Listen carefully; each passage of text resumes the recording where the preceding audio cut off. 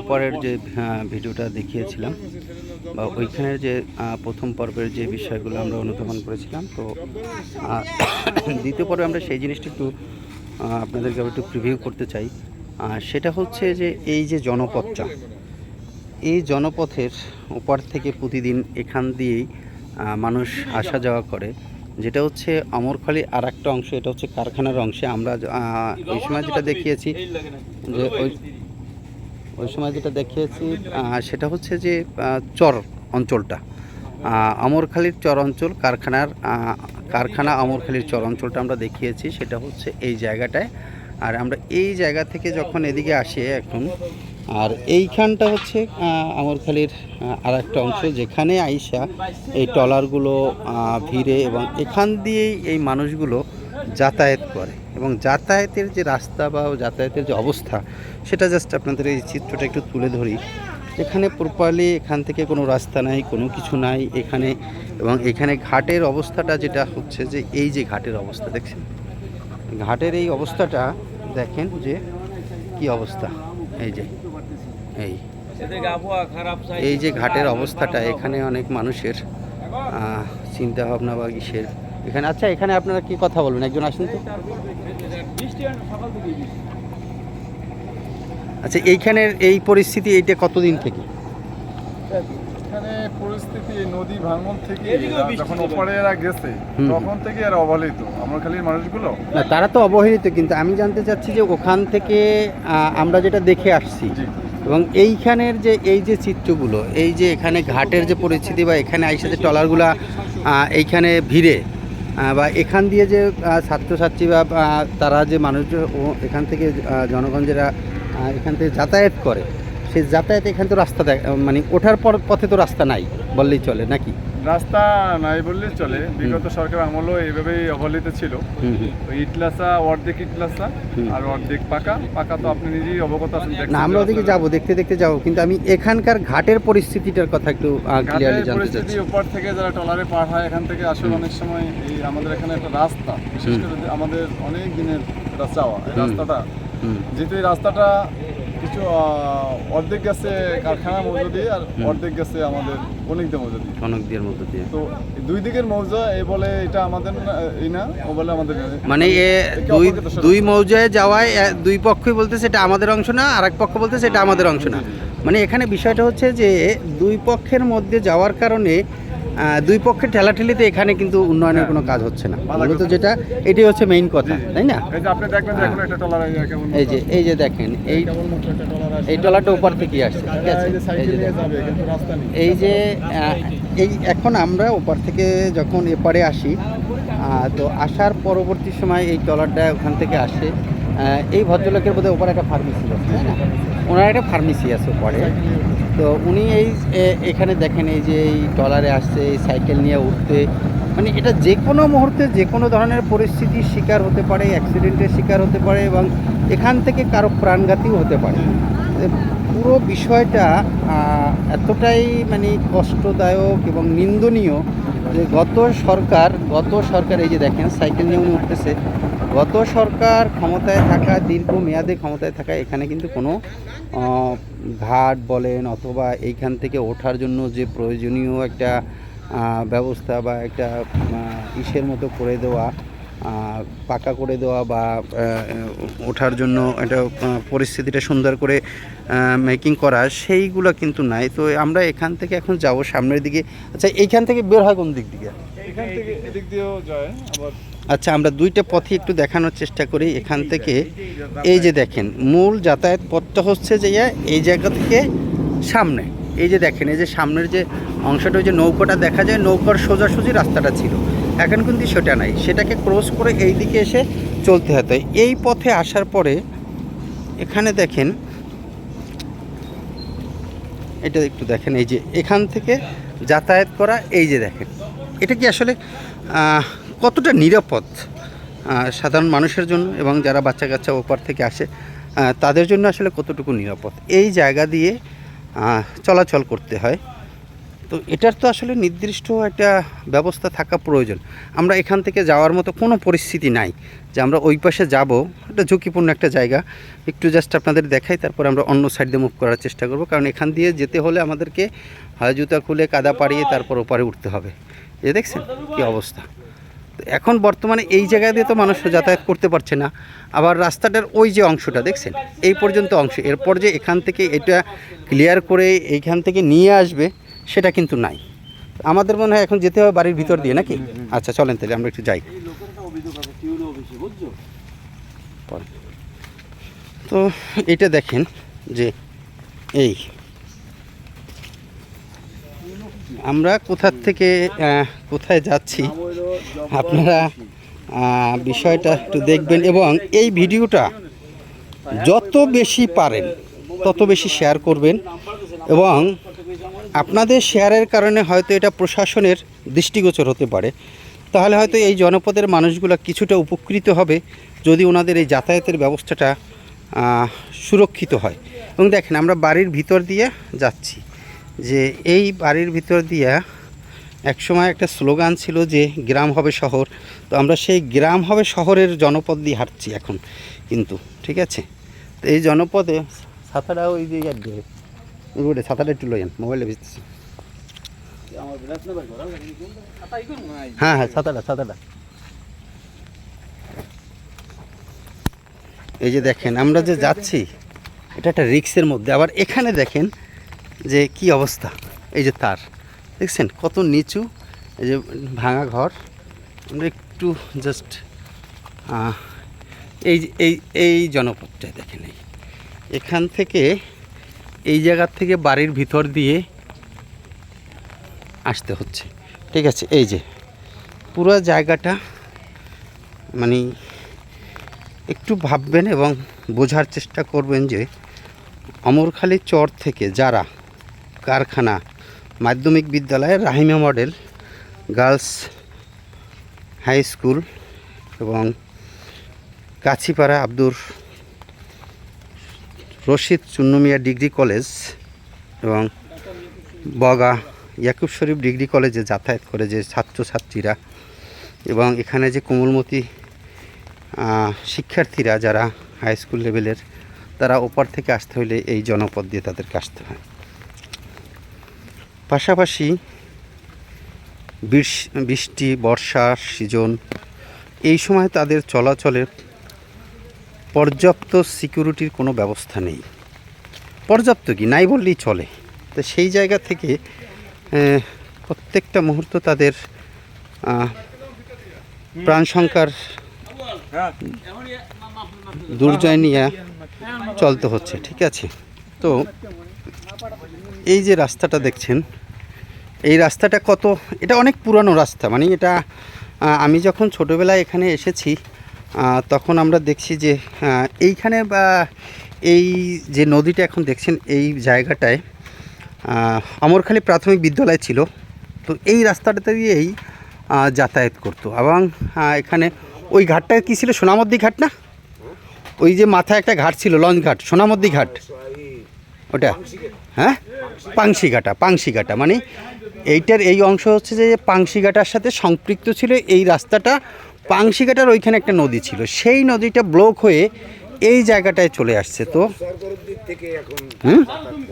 চরগড় অব্দি, আচ্ছা, হ্যাঁ হ্যাঁ, এবং বরিশাল পটুয়াখালী যাতায়াত করা যায়। এবং আমরখালীর লোক অনেক কষ্ট হয় যে প্রাইমারি স্কুল, এখানে গাছ স্কুল আছে, কারখানা সুবিয়া খাতুন কারখানা, হাই স্কুল এবং কাছিপাড়া ডিগ্রি। আচ্ছা, এখানকার একজন স্থানীয় এক বাসিন্দার কথা, আপনার নাম কি? মোহাম্মদ দলিলউদ্দিন। জি, আচ্ছা, স্থানীয় এক বাসিন্দার কথা শুনছিলাম। এখানে এসে যে জিনিসটা দেখলাম যে এখান থেকে যে যাতায়াতটা করতে হয় সেটা হচ্ছে যে এই রাস্তা দেখেন, এটা জাস্ট ইট বিছানো রাস্তা, তাও বিভিন্ন অংশে ইট নেই, ইট নেই। এই যে দেখেন কি অবস্থা, ইট নেই। এবং রাস্তাটা কিন্তু খুব বড় বা অনেক মানে টাকা খরচ হয় করতে, বিষয়টা আমার কাছে এরকম মনে হলো না দেখে। আমরা যেতে যেতেই এখানকার সাধারণ মানুষের বক্তব্য শুনবো এবং আপনাদেরকে জানানোর চেষ্টা করব যে এই পথটি কী পরিস্থিতি, ঠিক আছে।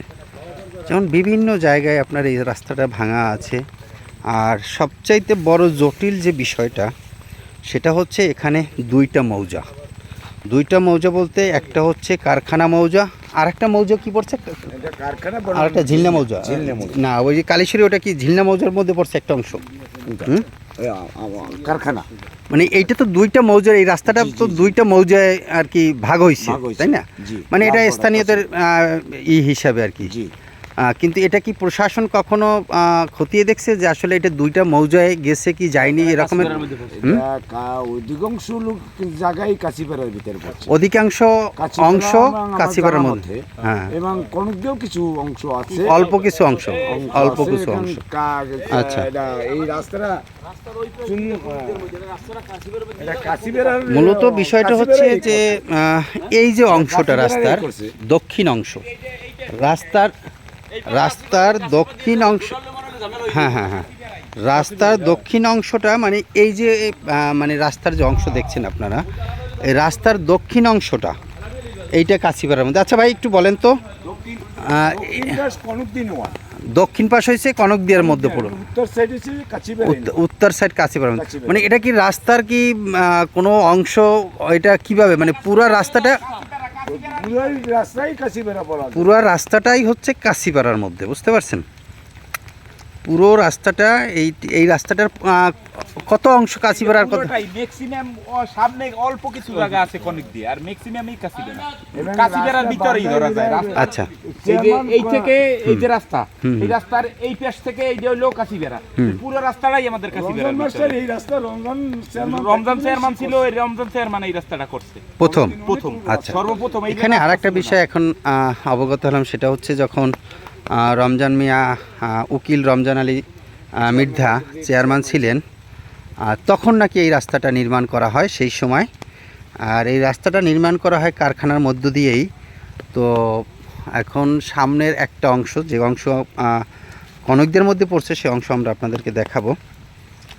এবং এই অংশটায় কারখানার মধ্যে পুরোটা, কিন্তু রাস্তার দক্ষিণ যে সাইডটা, এই সাইডটা যেটা বলা চলে, এই সাইডটা হচ্ছে কনকদের মধ্যে, আর পুরো রাস্তা সাইডটা এটা হচ্ছে কারখানার মধ্যে, উত্তর সাইডটা, ঠিক আছে।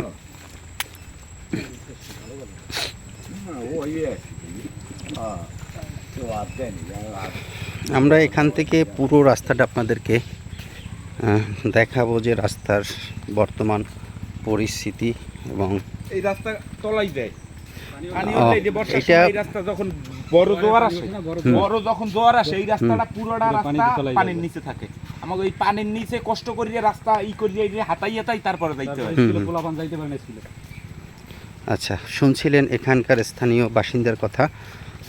আপনার নাম কি জানি? আউয়াল মোল্লা, রবিউল আউয়াল মোল্লা, ঠিক আছে।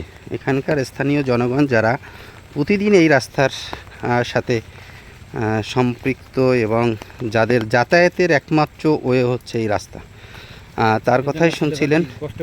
এবং এই যে রাস্তা একেবারে পিচ্ছিল অবস্থা, এখান দিয়ে ছেলেপেলে, বাচ্চা কাচ্চা, তারপর যারা বয়স্ক মুরব্বী, তাদেরও চলাচল করতে হয়। তাহলে আমরা বাস্তবিক প্রেক্ষাপটটা যেটা দেখলাম, সেটা হচ্ছে খুবই কষ্টদায়ক। কারণ এত ভাঙাচুরা রাস্তা, প্লাস হচ্ছে কিছু অংশে আপনার ইট সোলিং করা, এরপর বাকি অংশ, যে অংশ কনকদিয়ার মধ্যে পড়েছে, আমরা সেটাও আপনাদেরকে দেখানোর চেষ্টা করব যে কনকদিয়ার অংশ কোন জায়গা থেকে শুরু হয়েছে।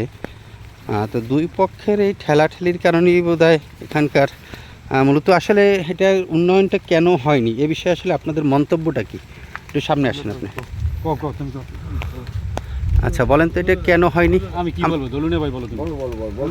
আচ্ছা, আসেন যিনি এখানে সবসময় থাকেন, তার সামনে আসেন। আচ্ছা, আমরা একটু রবিউল আউয়াল মোল্লার থেকেই শুনি যে এখানকার হাঁটতে আমরা কথা বলি যে কেন এটা হয়নি, একটু বলেন।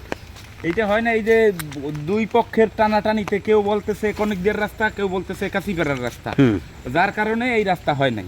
এই রাস্তাটা হয়নি। হয়নি। কিন্তু আপনারা কি কখনো স্থানীয় সরকার প্রশাসন যারা এই কাজের সাথে সম্পৃক্ত বা সংশ্লিষ্ট কর্তৃপক্ষ অনেকবার তাদের- চেষ্টা করা হয়েছে, কিন্তু এই যে রাস্তার এই যে ইটের সোলিং, এই রাস্তার নিচে যে বালু দিছি আমরা নিজস্ব অর্থায়নে, আমাদের এলাকার লোকজন মিললে নিজস্ব অর্থায়নে রাস্তায় বালু দেওয়ার পরে এই যে ইটের সোলিংটা এই যে করিয়ে দিচ্ছে।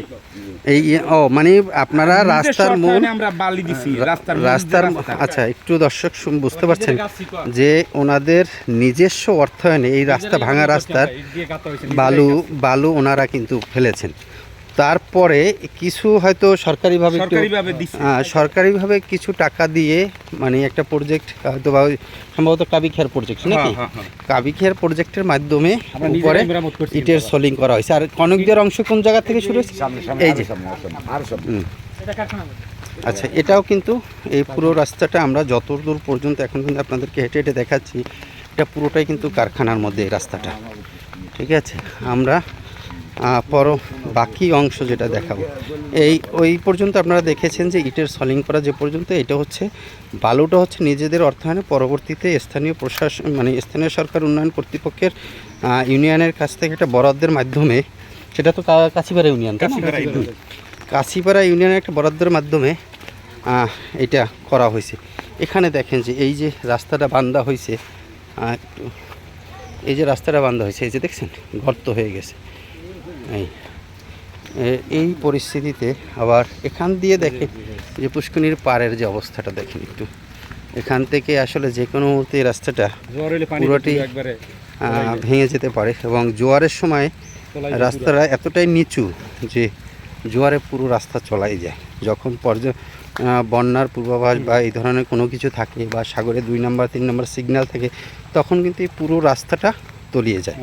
তখন এখানে লোক চলাচলের অনুপযোগী হয়ে পড়ে রাস্তা, এবং তখন ঝুঁকি বেড়ে যায়। কারণ হচ্ছে যখন আপনার পানির নিচে রাস্তা থাকবে তখন কিন্তু চলাচলের অনুপযোগী প্লাস ঝুঁকি বেড়ে যায়। তার কারণ হচ্ছে দুই সাইডেই আপনারা দেখতে পাচ্ছেন যে আমি একটু দেখানোর চেষ্টা করছি যে খুব একটা বেশি জায়গা আছে এরকমটা মনে হয় না। আর গ্রামের রাস্তা তো দুই পাশেই পুষ্করিণীর ব্যাপার আছে, বিভিন্ন ধরনের কনকদের অংশ কোন জায়গা থেকে শুরু হচ্ছে। আচ্ছা, আমরা একটু এইখানে আরেকটু জিনিস আপনাদেরকে অবগত করি যে এই যে এখানে এই যে যারা দাঁড়িয়ে আছেন, এই অংশ কি কনকদিয়া, এইটা হচ্ছে এখান থেকে শুরু হয়েছে কনকদিয়ার অংশ, মানে কনকদিয়া ইউনিয়নের অংশ। এটা ঝিলনা মৌজায় পড়ছে, তাই না? ঝিলনা মৌজায় কনকদিয়া ইউনিয়নের মধ্যে পড়ছে, বাউফল উপজেলায়।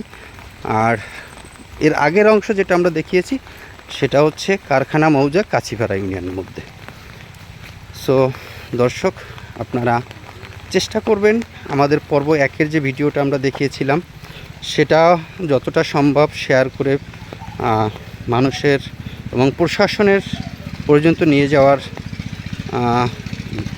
নিজের জায়গা থেকে দায়িত্ববোধ থেকে এই জায়গাটা চেষ্টা করবেন যাতে আমরা এটা প্রশাসনের কাছে পৌঁছে দিতে পারি এই ভিডিওটা, এবং সাধারণ মানুষের এই দুর্দশার কথা, এবং যাতে সাধারণ মানুষের এই দুর্দশা লাঘব হয় সেই জন্য আমরা এই চেষ্টাটা করব। পাশাপাশি আমরা এই ভিডিওগুলো প্রশাসনের কাছে পৌঁছে দেব যাতে তারা পরবর্তী প্রয়োজনীয় ব্যবস্থা গ্রহণ করতে পারে। এই যে দেখেন এখানে কি রাস্তা আছে, এই টুকটাক যে কিছু কিছু জায়গায় সংস্কার আছে, মানে এটা চলার জন্য, মানে না পারতে নয়, এই রকমের চলার জন্য। এই যে দেখেন কি অবস্থা, এই রাস্তায় দেখছেন কি অবস্থা, কি চলার মতো রাস্তা, এটা কি চলাচলের উপযোগী? তো এখানে আমরা প্রায় এই রাস্তাটা, পুরো রাস্তাটা চেষ্টা করেছি দেখানোর, এবং অমরখালী চরেও আমরা প্রথম পর্বে দেখিয়েছি, আর আমাদের দ্বিতীয় পর্বের পুরো ভিডিওটি চেষ্টা করেছি যে পুরো জায়গাটা তুলে ধরার জন্য। এবং এই যে ইটগুলো, এগুলো স্থানীয় যারা বাসিন্দারা আছেন তারা নিজেদের অর্থায়নে বিভিন্ন জনের কাছ থেকে উপহারস্বরূপ কিছু চাঁদার টাকা উঠিয়ে তারপর এই সামাজিক উন্নয়নের এই কাজটি করেছেন। তো এখানকার এই পর্যন্ত দেখেন যে সামনে হয়তো মূল জায়গাটা। এখানে একটা মসজিদও আছে, পাশে একটা বাজারের মতো এবং কিছু দোকানপাটও আছে। তো এখানকার স্থানীয় জনগণের চাওয়াটা আমরা প্রশাসনের কাছে পৌঁছে দেওয়ার চেষ্টা করছি। পাশাপাশি আমরা ওনাদের শেষ বক্তব্য দেব। আপনাদের মূলত চাওয়া কি? সামনে আসেন একটু। আচ্ছা, আপনাদের গামছাটা গায়ে দেন ভালো করে।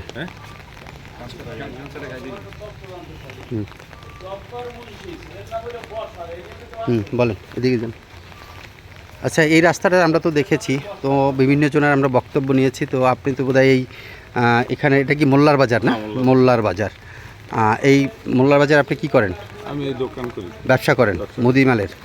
আচ্ছা, আপনার নাম কি? মিরাজ মোল্লা। আচ্ছা, এখন আপনাদের এই রাস্তার বিষয়ে আপনাদের এখানকার স্থানীয় জনগণের চাওয়াটা কি? চাওয়াটা একমাত্র রাস্তাটা না হলে আমাকে চলাচল করতে খুব কষ্ট হয়, তারপর আমরখালীর লোকজনের খুবই কষ্ট হয়। বাচ্চা ছেলে মানে স্কুলে যাইতে খুব কষ্ট হয়ে যায়, জোর মধ্যে পানিতে তলানো থাকে। আচ্ছা, দর্শক আপনারা শুনছিলেন যে এখানকার স্থানীয় জনগণ মিরাজ মোল্লা যিনি কথা বলছিলেন, ওনারা বলছিলেন যে জোয়ের মধ্যে যখন নদীতে জো হয় বা আবহাওয়া যখন বেশি খারাপ হয়, দুর্যোগপূর্ণ আবহাওয়া হয়, তখন এই পুরো রাস্তাটি কিন্তু তলিয়ে যায়। এবং এই রাস্তাটা তাদের এখানকার জনগণের এবং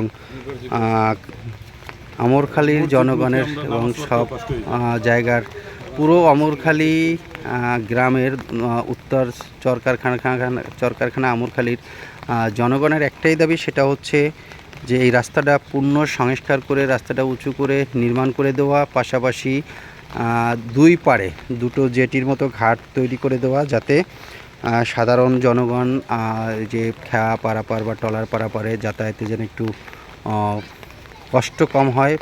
এবং পাশাপাশি আমরখালীর জনগণের একটা চাওয়া ছিল, সেটা হচ্ছে ওখানকার স্থানীয় জায়গায় কোনো ক্লিনিক নাই, সেই জায়গাটায় আর কি একটা কমিউনিটি ক্লিনিক অথবা সরকারিভাবে যে কোনো একটা ক্লিনিকের ব্যবস্থা করে দেওয়া, যাতে প্রাথমিক চিকিৎসা এবং প্রাথমিক চিকিৎসা ব্যবস্থা নিতে পারে এবং পরবর্তীতে যেন তারা তাদের পরামর্শ মতো ভালো কোনো জায়গায় স্থানান্তরিত হতে পারে, এই আশা ওনাদের। তো আজকের মতো আমরা ভিডিওটি এখানেই শেষ করছি। তো এখানে একটা মসজিদও আছে, মসজিদেও এখানে জনগণের আসা যাওয়ায় খুব কষ্ট, কারণ এই ভিতরের পুরো রাস্তাটাই মারাত্মক আর কি ঝুঁকিপূর্ণ হয়ে যাচ্ছে দিন দিন। আর এখন যেহেতু বর্ষার সিজন, রাস্তা ভিজলে বারবার পানিতে ডুবলে তখন কিন্তু রাস্তার কার্যকারিতা নষ্ট হয়, প্লাস হচ্ছে রাস্তাগুলো ভেঙে যায়। কনিকদা এবং কারখানার মাঝামাঝি এটা আমাদের শেষ প্রান্ত। কারখানা আমরা মাঝামাঝি, কনিকদা এদিকে কারখানা, দুই ইউনিয়নের পাশে চাপেন। মুসল্লিরা এই মসজিদে নামাজ পড়ে এখানে আসা যাওয়ার জন্য। দুই ইউনিয়ন বলতে হচ্ছে পার্শ্ববর্তী দুইটা ইউনিয়ন, যেমন এখানে পার্শ্ববর্তী দুইটা ইউনিয়নই, মানে এমন একটা, মানে এটা একটা সীমানা প্রাচীরের মাঝখানে আর কি দুইটা জায়গা।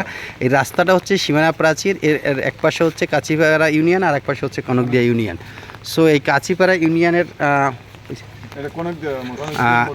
এই সাইডটা হচ্ছে মানে এই উত্তর সাইডটা হচ্ছে কাছিপাড়া ইউনিয়ন, আর দক্ষিণ সাইডটা হচ্ছে মানে এই যে মসজিদটা ওদের কনকদিয়া ইউনিয়নের মধ্যে পড়ছে, তাই না?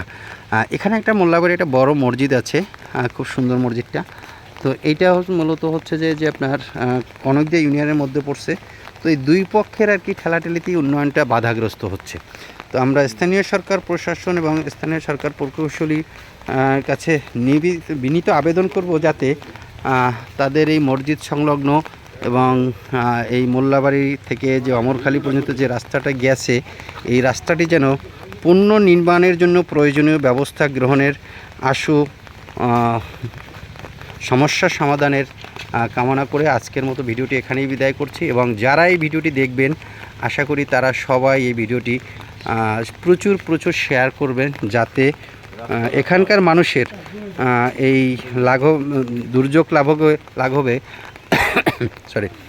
দুর্যোগ লাঘবে যেন তাদের সহযোগিতা হয়। এবং আপনাদের কাছে সেই বিনীত নিবেদন রেখে আজকের মতো বিদায় নিচ্ছি। আল্লাহ হাফেজ, আসসালামু আলাইকুম।